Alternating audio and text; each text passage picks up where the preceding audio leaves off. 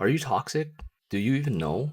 You work out, you eat clean, and you do your best to stay healthy. But somehow you're still tired, still foggy, you're still craving salty snacks and breads, and you're not sure why. Honestly, I didn't think about toxins at first either, but I've started learning these things can build up in your system for years before they start showing symptoms. And when they do, they hit your energy, brain, hormones, and you might not even realize that they're connected. What's really going on? We live in a different world than we did more than 50 years ago. From the air we breathe to the water we drink, from skincare to food packaging, and even the receipts that we get, toxins are everywhere. And even though our bodies are designed to detox naturally, modern life overwhelms those systems. This is where I've had a shift in my thinking. Detox isn't just about doing a wild cleanse or a starvation diet. It's about supporting your liver, kidneys, lymphs, skin, lungs, and gut so they can do what they were built to do. Here's what I've been learning and slowly trying to implement. Number one, cut the meds if you can. Most medications aren't designed to heal. They're just made to manage the symptoms. And each one can come with a laundry list of side effects. Sometimes 50, 60, or even 70 different ones. Now, I'm not saying throw all your meds in the trash. I still take what I need. But I've started to ask myself, can I fix the root cause so I don't have to stay on this forever? The less your body has to process chemically, the lighter the toxic load. If you can reduce your medication safely with your doctor's help, it's definitely worth exploring. Number two, fight off the invaders. Stuff like candida, viruses, and bad bacteria, they thrive when your immune system is beat down.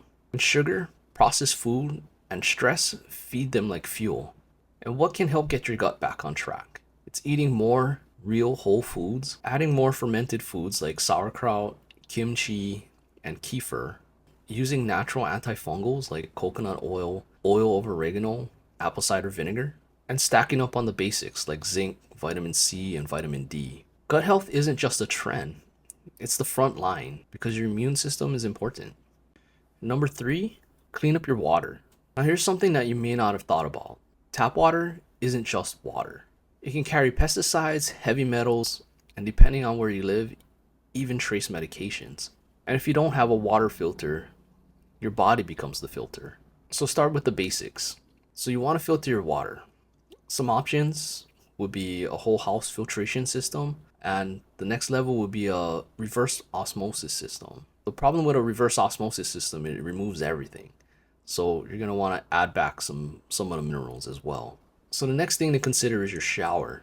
So all that steam from that nice hot shower that you're taking, it's actually opening up your pores, and chemicals like chlorine and even fluoride, if it's in your water, it'll soak right through your skin. Now this one is pretty surprising because you wouldn't really consider or think that your skin soaks everything up like a sponge, but that's actually really happening while you're taking a shower. So if you can, filter both your drinking water and your shower, or like I mentioned earlier, get a whole house filtration system, then that should be able to take care of that. Number four, check your plastics. Plastics don't just hurt the planet, they mess with your hormones too, especially stuff like BPA and phthalates. And these can be hiding in your food containers, your water bottle, and even the packaging that your food comes in. Now, what to do? So that number on that container, you know, the one inside the triangle, you want to pay attention to that number. You want to avoid the plastics that have the numbers 1, 3, 6, and 7. Switching to alternative options like glass or stainless steel would be a good thing. And you definitely want to avoid heating up plastics in a microwave. It's a small shift, but it adds up, especially if you're using it daily. And number 5, be smarter at detoxing. Your body is built to detox, but when the load gets too heavy, it needs some backup.